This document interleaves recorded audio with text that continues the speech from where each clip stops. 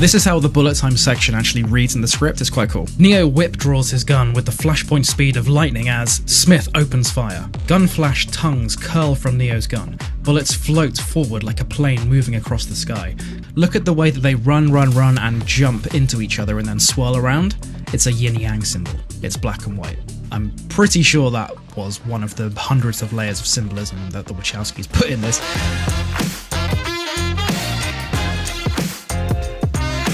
Let's deep dive into the subway fight between Neo and Agent Smith at the end of The Matrix, and stay tuned because you're going to learn some secrets that they kept in the script until the very last moment. Interior, subway station, day. Neo leads Trinity and Morpheus bounding over a set of turnstiles towards the ringing phone inside a graffiti-covered booth. I mean, there's no bounding over turnstiles. There's lots of changes like this, you'll see in the script. There's lots of tiny words here or there that describe the scene that are kind of left out. Neo, let's go. You first, Morpheus. Let's go. Yeah, he didn't say let's go in the film. Morpheus gets in and answers the phone. Lost in the shadow, the old man watches as Morpheus disappears, the phone dropping, dangling by its cord. His eyes grow wide, glowing white in the dark. That's a key moment there, because remember, the agents, they get alerted whenever a human who's plugged into the Matrix witnesses something weird, witnesses something that is unbelievable. That's what this old man just witnessed. He witnessed Morpheus disappear in front of his very eyes. Hence why the next shot you see is Agent Smith touching his earpiece. Agent Smith stares, his face twisted with hate. He will never be free of the Matrix. See there, that's a key moment because we're seeing that this program, this robot, is feeling emotion. He's twisted with hate, as the script says. Now, really, that shouldn't happen. He's a robot, for God's sake. You know, why would a robot be feeling any kind of emotion? But that's key about Agent Smith. Trinity hangs up the phone, then turns to Neo. Now, keep an eye on this section, okay? There's a bunch of this dialogue that is just straight up cut out of the film. She goes into a bit more detail, and Neo kind of reaches in and whispers, saying something like, "Promise you'll tell me later." That doesn't happen in the film. My thinking is that in the actual film, they removed this section because it makes him feel a bit more, you know, in control, which he's not. Like, he's basically just like running from the agents. I've never told anyone this before. I think I've been afraid to. Behind her, the phone begins to ring. Neo is drawn towards her, their lips close enough to kiss when a train blasts into the station. Neo whispers in her ear, "Promise me you'll tell me the rest?" In the darkness of the far right corner, Neo sees the old man in the flashing train light as he becomes Agent Smith, raising a fistful of black gunmetal. Neo. No. See there, Neo doesn't actually say no in the film, he just kind of looks to the broken phone and then looks at Smith. So let's break down what actually happened there. Trinity, she was getting an exit from the Matrix via the phone. Agent Smith tried to shoot her, but he missed just because she exited before that. So the bullet went through the phone, you know, and didn't go through her body. Tank then says that he can't make an exit for Neo because of course the phone is broken. We see in that close-up that the phone is now shattered, so Neo can't exit via that phone. Hovercraft. Trinity blinks, shivering as her conscious exits the construct. Morpheus and Trinity stand behind Tank, riveted to the scrolling code. Run, Neo, run. See, this part, it's easy to forget that, you know, they are just looking at green code going down the screen. You know, we don't really see much of their view looking at the screen, but that's all they're seeing. They're just seeing symbol, symbol, symbol, symbol, symbol, symbol, that's it. And they're able to read it so well that they can read those symbols and read it as Neo stands there looking at Smith. Neo looks at the dead escalator that rises up behind him. Slowly he turns back, and in his eyes we see something different, something fixed and hard like a gunfighter's resolve. There is no past or future in these eyes, there is only what is. Trinity is unable to understand. What is he doing? Morpheus. He's beginning to believe. By this, Morpheus means that finally we're going to get to see the One manifest, because in Morpheus's eyes, remember, this is just unescapable. We are going to see Neo become the One. This is how the bullet time section actually reads in the script. It's quite cool. Neo whip draws his gun with the flashpoint speed of lightning as Smith opens fire. Gun report thunders through the underground, both men blasting, moving at impossible speed. For a blinking moment, we enter bullet time. Gun flash tongues curl from Neo's gun. Bullets float forward like a plane moving across the sky. Cartridges cartwheel into space. An instant later, they are nearly on top of each other, rolling up out of a move that is almost a mirrored reflection of the other, each jamming their gun tight into the other's hand. They freeze in a kind of embrace, Neo sweating, panting, Agent Smith machine calm. Agent Smith smiles. Okay, two things to note here. One, look at the way that they run and jump into each other and then swirl around. It's a yin-yang symbol. It's black and white. I'm pretty sure that was one of the hundreds of layers of symbolism that the Wachowskis put in this. And number 2, machine calm from Agent Smith, but Neo is panting and breathing and out of breath. It's saying that Neo, he's still not become the one yet. He could do all this without breaking a sweat.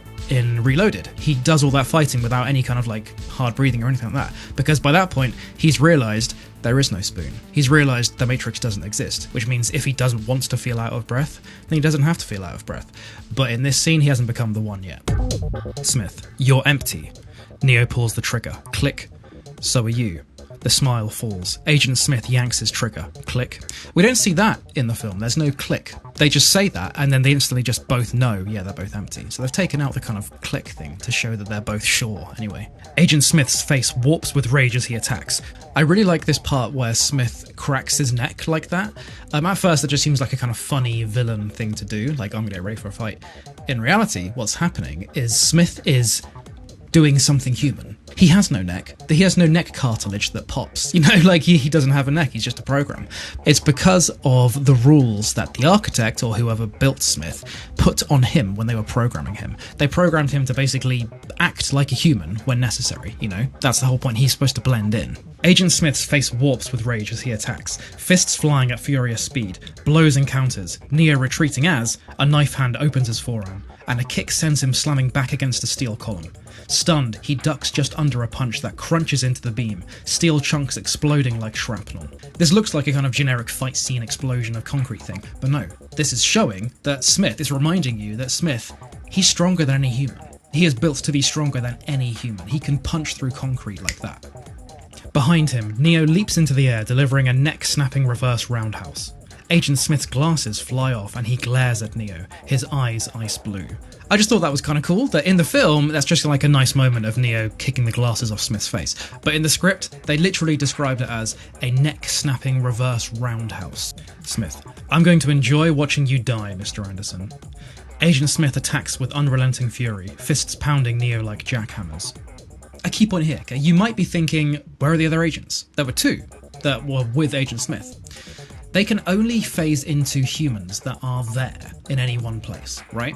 So where are all the other humans? They've been evacuated. They're running because that building just bloody exploded. That's why there are no other humans around and only that one hobo was waiting there, because he didn't care about the explosion. But there was an explosion nearby in that building, so therefore every human within, you know, a half-mile radius or whatever would have heard this and just run away. That's why there are no other agents joining Smith in this fight. Trinity watches Neo as his body jerks, mouth coughing blood, his life signs going wild. Jesus, he's killing him. Neo's coughing blood in real life because of him coughing blood in the Matrix. Remember, the first thought is that doesn't need to happen really, because the Matrix is not real, you know, there is no spoon. Just because Neo coughs up blood in the Matrix doesn't mean he should cough up blood in real life, but compare it to sleeping. Remember, this is before Neo has truly awoken as the One. In real life, if you're sleeping and something happens in your dream, sometimes a bodily function in real life, you know, outside of your body happens in real life. Agent Smith grabs hold of him, lifting him into the air, hurling him against the carved wall of the train tunnel, where he falls inches from the electrified third rail. The agent is about to jump down and press his attack when he hears something. From deep in the tunnel, like an animal cry, a burst of high-speed metal grinding against metal, the sound of an oncoming train. Something key here is Smith doesn't necessarily need to hear the train, he just knows it's coming, because he knows the outline, he knows the blueprints of this whole area. This part here, where Neo gestures just bring it, and we see Smith feel angry, again, it's feeding to that same narrative point that Smith is different to the other agents. He feels emotion. The others don't. The others shouldn't, but Smith has been round this loop so many times that he's getting claustrophobic of the Matrix.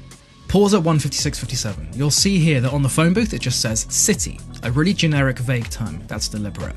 It's because this is not a named city. It's not like New York or something like that. The actual kind of name of the city is Mega City, which means nothing. And you realise that the machines have created this world, this mega city, just based on generic terms that they know humans will just kind of believe, like city.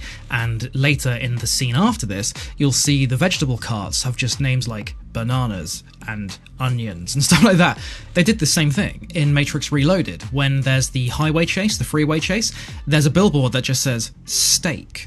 It has a picture of a cow and it says steak, no brand name. It's because that's what the machines think the humans want.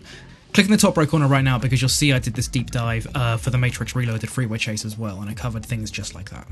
So what's happening here as Smith's arms go all kind of fuzzy and blurry and he's punching Neo? It's basically a representation of Smith reaching the limits of his rules within the Matrix. Now remember, the agents are based on certain rules. Now it's not the same rules that humans have to abide by, because of course if you're the architect and you're building your like little army of super agents and stuff, you're going to kind of make up some crazy rules so they can do super punches.